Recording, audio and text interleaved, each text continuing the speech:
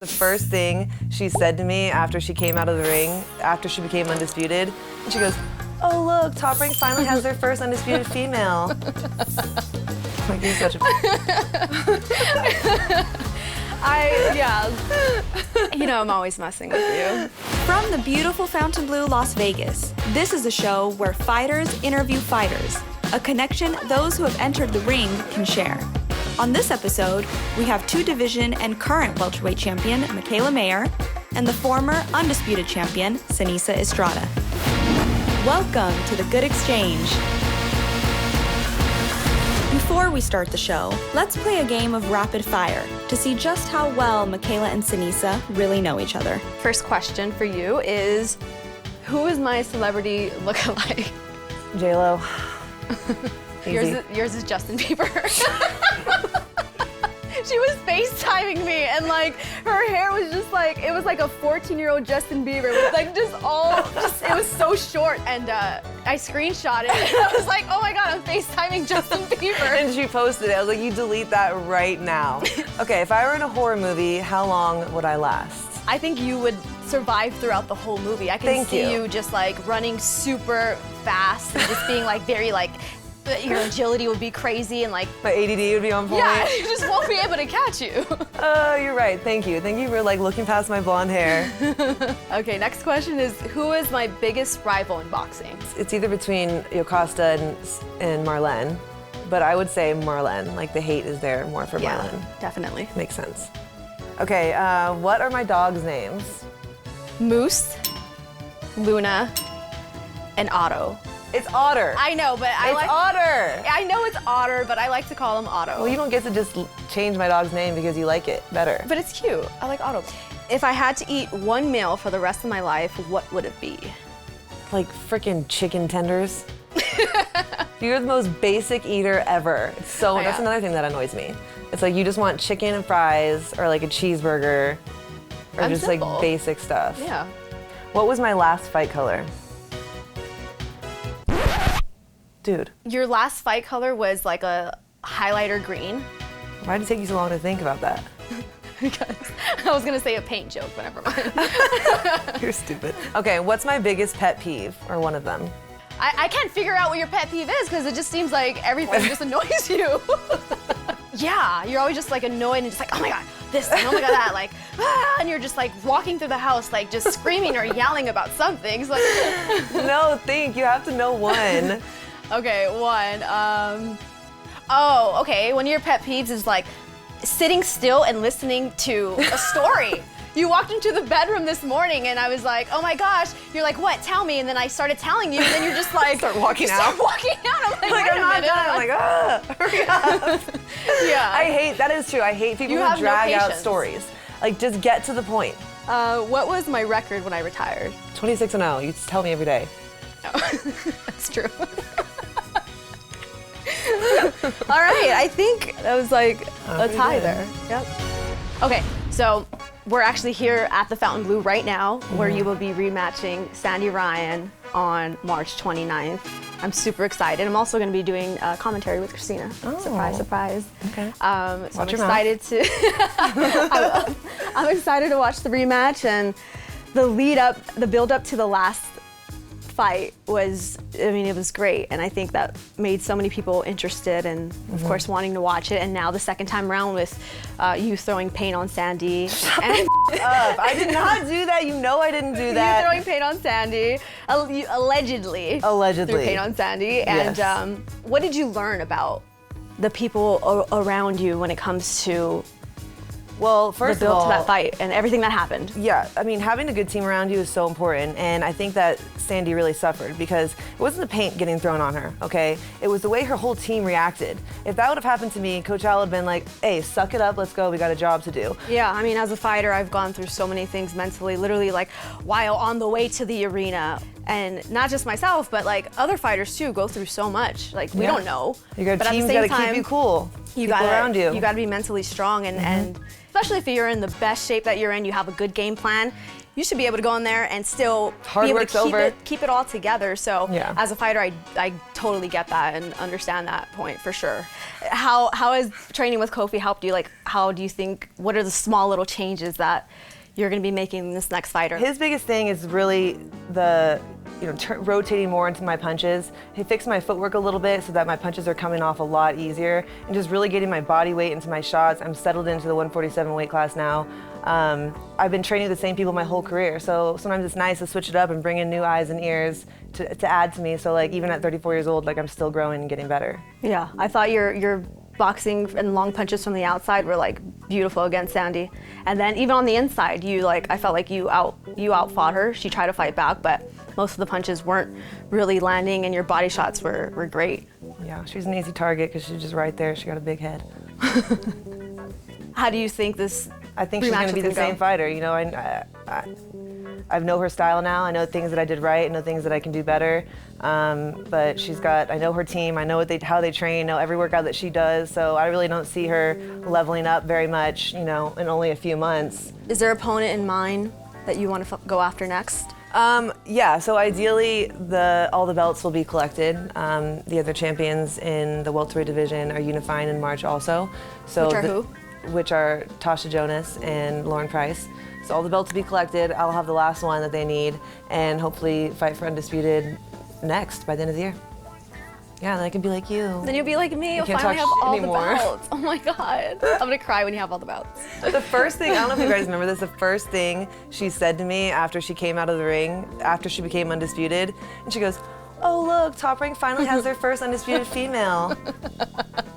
Like, you're such a...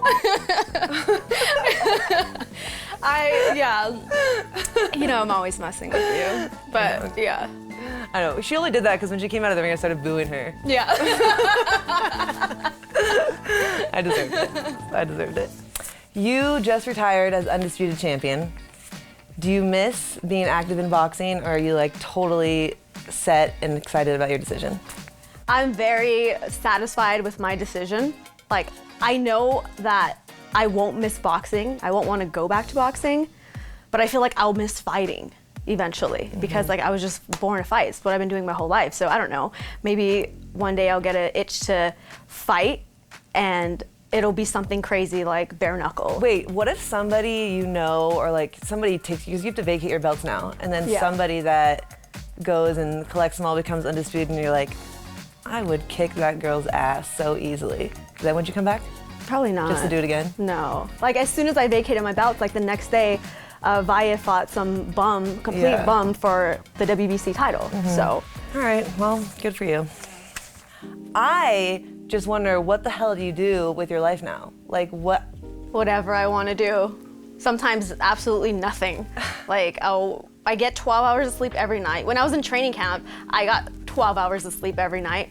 Still get 12 hours of sleep. I'm in bed by like 6 o'clock. Like I don't do anything, You're not crazy like bored? or just, I'm not what? You're not bored? Bored? No. I mean, I spent 23 years of being on a schedule every single day, training, being sore every day, being tired every day. I mean, you know how it is. I think you're gonna get bored eventually. I think you're gonna get bored. So. And then you're gonna be calling me and wanting to hang out with me all the time. Be like, I'm busy. So what are you gonna do now? Like, what are your plans? So, career-wise. Career-wise, acting. Yeah, I want to get into acting and also still be involved in boxing, women's boxing specifically, with being like a manager or advisor. Just I haven't really figured out exactly what I want to do, but I want to be involved in helping young women and girls in their careers, because I mean it was hard for us to get to the position of being signed with a great promoter like Top Rank. Even when I was fighting, I've been sponsoring young amateur girls to go to tournaments, or to also young women who are just starting their careers in boxing, paying for opponents and helping fly them to their fights, so that way they can keep as much money in their pocket as possible, because they're not even fighting for much, so. I was thinking that too, because like there was no blueprint when we started, right? We kind of had to navigate that on our own. I feel like maybe I'll do that one day too. So we can start a little, we can start something for little sure. management company. Yeah. 30% to me, called 5% to you. Mikaela and Just like super bad Mikaela or management or something. We don't need your name on it. Mikaela. Like it has to be Mikaela. Well, okay, wait, that's something I've always wanted to ask you. Like, did you not want a nickname or it just didn't happen? Like, it never like, I didn't want to force one, you know. The only nickname I ever got, and this was by the Olympic coach in 2012 Olympic team, was Gangster Barbie. And it didn't stick. I mean, it stuck in like we were in the camp and stuff, you know, and I was on the board, you know, GB against Queen Underwood today for sparring. But yeah. I could totally see that. Where'd you get super bad?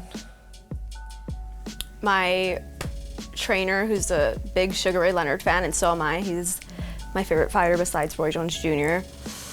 And in his book, he talks about how they used to call him Super Bad when he was a kid in the gym. Oh. When he was just a young kid, first started boxing, his first coach called him Super Bad because he started to get very good very quickly, and he was like beating up all the kids in the gym. Yeah. So it's like, you're super bad. Yeah. It fits you. The whole cape thing, yeah, fits you. Yeah, and then like my trainer wanted me to just be different and look different, and wearing a cape instead of like a typical boxing robe was something that just like he loved, and I loved the idea too, so I went with it. Cool. Okay. Give me one funny or embarrassing sparring story. Oh, I got one. I was in training camp for, I think it was maybe the Hamadouche fight, and Coach Al had me sparring really, really hard. Like, I was sparring, you know, Mexicans in the gym because you know her style, she just comes at you. And so there was, you know, we were sparring 10, 12, 3-minute rounds in the gym, and I guess I wasn't doing what he wanted that day. I don't know, you know, can't be perfect every day, you know. And he literally crawls into the ring under the rope, grabs me by my headgear, and drags me out of the rope by my head. Threw me out of the ring and said, get out of here, go jump rope. I was like jump roping crying. In front of everyone? Yeah. One time, I was sparring. This just happened one time. Mm-hmm. I was sparring and I farted. but like, I don't know. I don't think anyone heard during the sparring session. Yeah. But after, we were watching the tape. Oh no! And I could hear myself farting. Did anyone else hear it? But like nobody knew at the time like what the sound was. Yeah. And like I didn't say anything because I felt embarrassed, but like you could totally hear it on camera. But yeah. Oh my God! Do you have that sparring session still? Can we watch it? But yeah, nobody can see that. You post it on Instagram. Everyone's gonna want to see it now. I had like just had like a full meal and then I like went to the gym and sparred and it just like not a good idea. Just came out, you know. Yeah. It happens. If you did consider coming back, even if you weren't considering it, a offer that you could not refuse came in, what would that number be? To get out of bed and be like motivated, even like with like physically having issues, I don't know, $1 million to get up and train? I think that's realistic because you're the undisputed champion, you're retiring, women's boxing is continuing to grow. Yeah. And then say someone else, you know, comes into the scene and they are calling you out and they're calling you out. And at this point, women's boxing has grown so much, you're a name, you're one of the OGs in women's boxing, so yeah, I think that's realistic. I feel like I wouldn't want to come back unless like you said something was like very motivating as far as like money wise. 1.5 mil to like come back and fight for inaugural for all the bouts. Yeah. I'll be like, maybe. No, you'd be like, yes, okay. Maybe. I'd come drag you out of bed. We're getting this money. Let's go.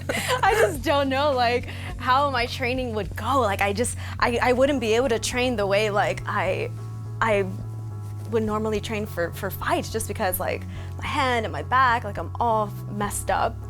But I would do what I can. You just get some cortisone shots. There's one fight. Get some cortisone shots. Cortisone shots everywhere. Yeah. Yes. You don't need your body after that. You're acting now. You fake it. Yeah. I can act. I can't be fake like you. You just act like a You're great at that. If you had like just a role I to can just play play my that'd be perfect. I could play myself, but I could never like Oscar for sure. Like what if you had to do like a scene like you can like cry on camera? Yeah, I've cried on camera. Yeah. What if you had to do something like embarrassing? Like what if they wanted you to get naked? Well, I mean, you could kind of decide if you want to like do partial nudity or full nudity. What if they offered you 1.5 million? Get naked. No, it'll cost a little more than that. Yeah, for me to do it. But I mean, I want to kind of do all roles. Like I want to do, of course, being like a superhero action role would be like a more of the obvious fit, but I also don't want to be like put in a box. I want to do like comedy, romantic comedy, drama as well. Name a pro boxer you would want to corner you in a fight. Terrence Crawford. What do you like about him? I just think he's really smart in there. He can do all kinds of things, right? From orthodox to southpaw. I mean, he's just so well-rounded, and I just feel like because I've been in the gym with him before and I know him, I'd be able to listen to him well. Like I'd hear him and I'd like trust what he was saying. Yeah, that would be fun. Yeah. Smart guy for sure. What about you? Who would you have? In your mind? Probably like Sugar Ray Leonard or Roberto Duran, because like they just have like that old school mentality, and like they're just such smart fighters. Like Duran was like just so good at fighting on the inside. He was just an animal when it came to fighting on the inside, but like so smart in such a smart way. And then Sugar Ray Leonard, he could box from the outside, he could fight on the inside. Like, so yeah, either What about one. like now, like an active fighter? Like if you had to have Canelo Alvarez, Teofimo Lopez, or Shakur Stevenson? And I'm picking random ones that I know that's not an easy answer, but like That's a good question, because Shakur Stevenson, of course, is an incredible boxer, and then Teofimo Lopez is just like a savage. Yeah. And Canelo's just a legend. I think I would choose Canelo just because he has all Mexican. No. Because he has all the experience. That's why. So I feel like he would be able to just lead me through a whole fight from the first round to the last round. Fighting bigger fighters as well. I'm always fight the smaller ones, so I think that would be a perfect person to have in my corner because he's experienced with fighting guys that are heavier than him. Yeah. So if you weren't a boxer and you could choose any other career, what would you choose? So if I were to go like the normal route, like go to school, go to college, get a job, I'd probably be a veterinarian. Aww, I know. I could totally see that. I know. I'd be around animals all day. But that's like a lot of work. You know, I'm so glad I don't have a regular job. I couldn't imagine doing the same thing. Like, look, you've done this for 24 years, you're over it, you're moving on to the next thing. Like, I could imagine going to the same job every single day. That's what I love about my career in boxing, is like everything, every day is new. But yeah, a veterinarian. I could see that. So I could take care of all the animals in the future farm that I'm gonna have. Aw. Yeah. And adopt more dogs. Yeah, and a donkey. You can come visit. You have nothing else to do, so let me know. I'm just kidding. You can watch my kids on the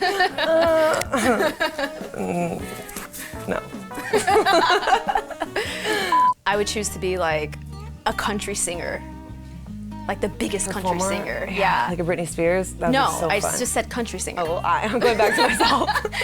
I'm going back to me. Okay, you go can't ahead. go back. Yeah, I would be like a country singer. I love country music, and I think it would just be so awesome if I had the talent to like. I love country music. We should go to stage. don't. We should go to Stagecoach together. That'd It's be fun. in April. Yeah. I think I'm free. Okay, let me know. You don't tell me anything, so I'm finding this out right now. But you're writing a book. A book is being written about my life story. Yeah. Oh, so you're not writing it. Well, pretty much, because I'm the one that's like You're telling it. telling it. Yeah, I'm telling it. That's super exciting. I'm excited about that because I'm gonna be setting up meetings to turn the book into a movie and tell my So life it's about story. like your whole going undisputed, or is it going to talk about like No, whole life, but start from the very Everything. beginning, how I started boxing. It's actually starting like with my father's story about, you know, him being addicted Yeah. to heroin and alcohol and how he basically overcame that, and when I started boxing, changed Yeah. his life and the gonna whole be a journey. long The book. whole journey. It's gonna be a long book, yeah. Yeah, I'm not reading it if it's like thicker than You don't know this. how to read anyway. I hope it's gonna be like an audio or something. I'll make an audio just for you. I know how to read. I was actually like on a scholarship in English. I'm really smart, actually. Oh, really? Yeah. Wow, doesn't show. Okay. So when it's time for you to hang up the gloves, what do you think you'll do? I have no idea, and it scares the shit out of me. I thrive off like stress, and boxing's so extreme. Like I literally thrive off like how crazy and intense it is. And finding something to match that to keep me, that's why I always think you're gonna be bored, because I know I'd be bored. Like I need things. Well, I don't have like ADHD Yeah, like you I know. do. That's probably why. So, like, I don't know what I would do. I don't know what would be able to keep my attention and keep me from like falling into depression. Yeah. I really See, don't that know. was like the opposite for me because, like you said, boxing's so stressful and so extreme that all of that stress and extremeness for like 23 years, it just made me exhausted and like I couldn't take it anymore. So now that I'm retired, I just feel so relaxed and so stress-free, and like being retired feels great. But for some fighters, it's the opposite. They need a fight to just get that drive back. I mean, that like rush back and that stress back. Obviously, the commentating thing is going, and I'll do that. But that's like on the weekends. Like, what am I gonna do Monday through Friday? Just get more dogs. Like, that's why a farm would be great for you. Yeah, because maybe you'll just get some land, build a homestead. I really thought about that too. Like, I'm looking into land. It's gonna be in Tennessee, so. Oh my gosh, I love Tennessee. Yeah, so Nashville's great. Yeah, so you can start your music career, hang out on the farm. I mean, I guess there's also the option of like getting married and having kids. Do you want kids? I don't know.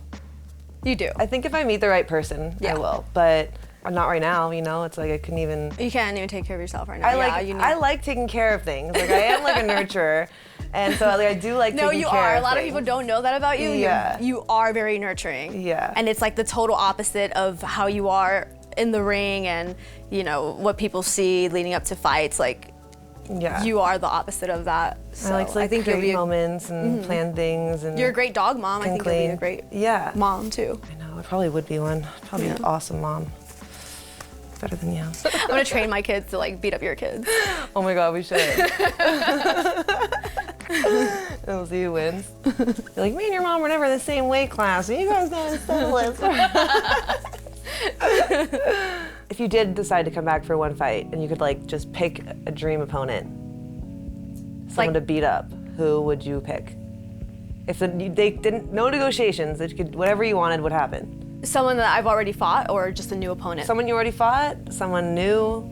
Marlena Esparza, again.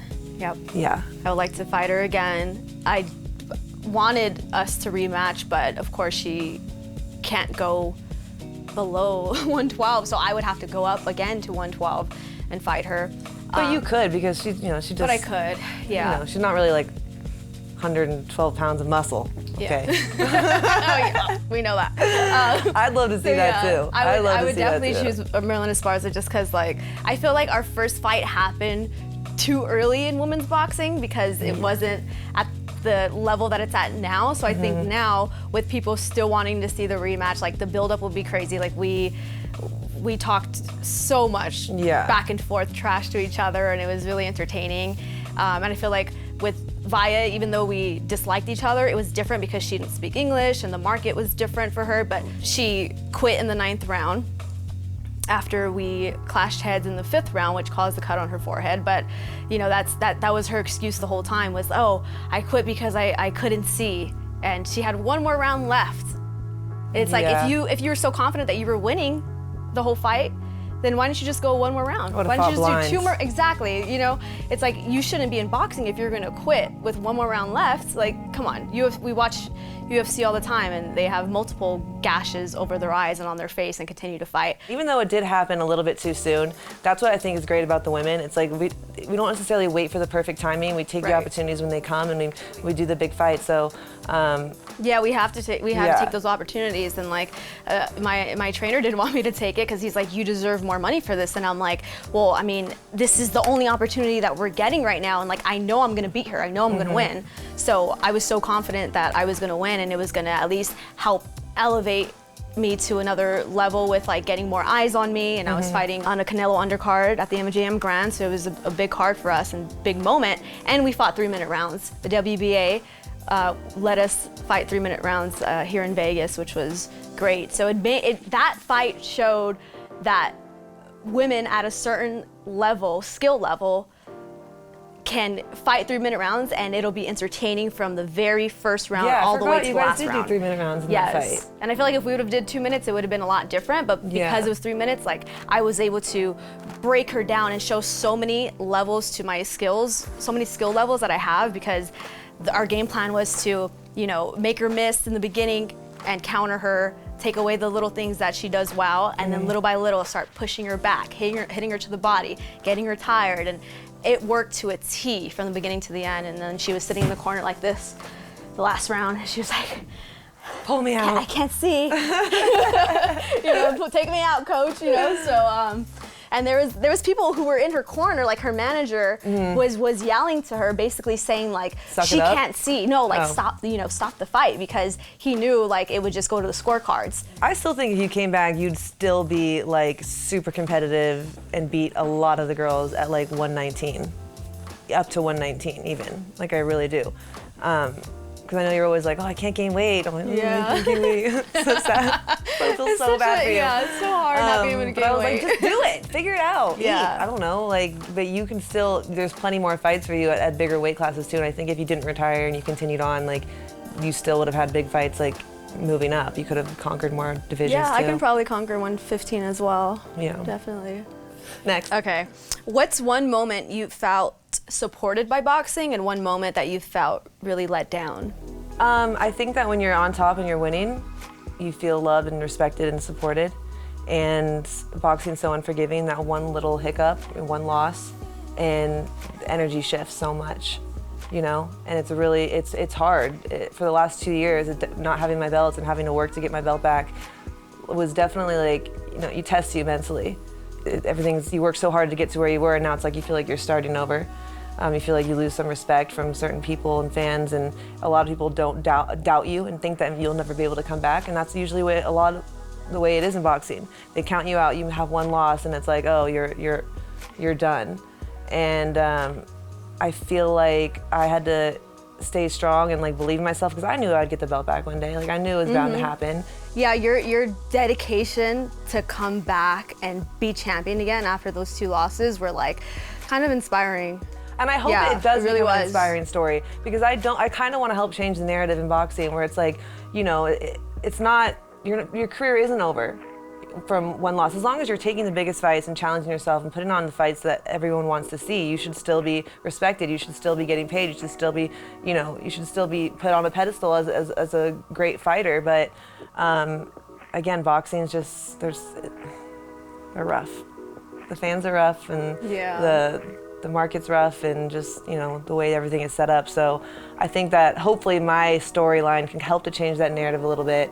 And then just going undisputed at the end of the year after all that would just, maybe I'll write a book too. Do you think after you become undisputed at 147, you'll move up? I'll move up for big fight opportunities. Clarissa Shields. Clarissa asked me if I would fight her at 54. I said, yep, let's do it. That'd be massive. Obviously got some things to take care of at 47, and I haven't been at 47 long, so. But again, like my body's feeling out now and I'm feeling good there. So yeah, I mean, I'm gonna go where the big fights are. I think 154 is probably the highest I could go. I don't see myself, you know, going any further than that. But still, there's still a lot of fights at 154. I would even go down to 140 for the right person. What about Amanda and Katie? Are those opponents that you have in mind? Amanda and Katie have always been on my hit list. Like I always thought like one day we would match up, right? And I have respect for both of them. I don't have any beef with either one of them. I definitely always expected I would fight Katie Taylor, but now I've kind of like, I think that's passed, because I sat at 35 for a little bit, hoping that, you know, I'd become mandatory for her, and this Taylor Serrano rematch was happening. It just didn't look like it was gonna happen for me, so I couldn't sit there. I had to continue up, and that's when I got the offer to fight Tasha Jonas at 47. But now I just don't see, like, Katie Taylor has the trilogy coming up with Amanda Serrano, and then like she could look to retire. I mean, if she wants to fight me, I'm definitely here, I'm available. Boxing fans are always wondering and asking, and especially on social media, like, you know, we want to see Amanda and, you know, Mikaela or whatever, but like nobody knows, of course, these little details and things that come with making the fights happen. Yeah. What do you do for fun when you're in training camp? Like that just like relaxes you and kind of just cook and clean and talk to my play with your dogs and jump off my diving board. Sometimes I'll bust out my karaoke machine in my living room, but that's about it. Like I don't really have a lot of fun in training camp. Outside of training camp, I'm just constantly on the go. Like it's crazy. After a fight, I just don't stop. Like there's so many things going on. It's like I feel like I'm playing catch up with life, you know, and then going to see your family and friends, and like you plan some fun things to do, and it's just like by the time you know it's been a month and like you haven't stopped moving. So I have a really busy life. Like it's a very fulfilling life. It's very busy. I have lots of friends. I don't have a lot of family. Like I have my dad and my 2 sisters, and we all kind of live separate. But I have a lot of friends. So people are always coming through. It's like I live alone, right? Like I live alone. So I talk like this. I'm not really just sitting at home talking to my dogs all day. Like I don't do that enough. Like I always have people come in. Like you've been here all week, and then Ginny comes through and other people, and it's just like. I just feel like I'm never alone. Being retired, like you said, I feel like it is like it feels like playing catch up with life. Like that's how I feel, because being dedicated for 23 years and like you said, it's just nonstop, like during training camp, and like you miss family things, you don't celebrate your birthday if you're in training camp. Like it's so tough being able to like do the typical things that a normal person would do. So especially for me, starting when I was 8, like there's things I couldn't do as a kid. There's things that I didn't get to do as a teenager and stuff like that. So now I feel like I can play catch up like that and kind of just like I was the opposite enjoy. though. You started really young. You started at 8 years old. I didn't start till I was 18. Mm-hmm. So yeah, I was a little animal. I was partying. I was doing like stuff, and I grew up pretty fast. Yeah. And my dad raised us, and he worked all the time, and so it's like I pretty much raised myself. I did whatever I wanted to do. I never had a curfew. I never had rules, and so I definitely lived that. And it kind of worked in my favor because I was 17 years old and thinking like, oh, I need to do something with my life, and I thought I was behind. I thought I was behind, but in hindsight, I'm like, oh man, I really got it together early. Yeah. Maybe a little late for boxing, but not for women. But in life, like I had a passion and a goal and a dream, and I was set on something. And so I realized like, okay, I kind of got all that fun stuff out of my system early, and then I was able to zone in and really like dive into boxing when a lot of my friends were just fun and party, and I was like, no, I'm done. And be an Olympian, be a world champion. Sounded crazy at the time. Right? I know. Yeah. People were like, okay. Yeah. People thought I was nuts. Like 7 years old, I'm gonna be a champion. Yeah. I'm gonna sign with the biggest promoters in boxing. And no promoters were signing women, and we weren't allowed to compete in the Olympics. I'm like, I'm gonna figure it out. Like trust I'm gonna me. fight on TV. Like what? It was really like delusional. Yeah. But like I think that there has to be some amount of delusion to like accomplish the things that we've done. I remember I had a history teacher who told me I was just wasting my time and like I wasn't gonna get anywhere in women's boxing. Yeah, I still remember her face and her name and everything, and yeah, I bet now she's just like. But yeah, a lot of people definitely rolled their eyes. But I think that's why like we have such good relationships with our dads, because they didn't roll their eyes. Yeah, just having one supportive person and one person to believe in you like that, changes everything. It's go dads. Go dads.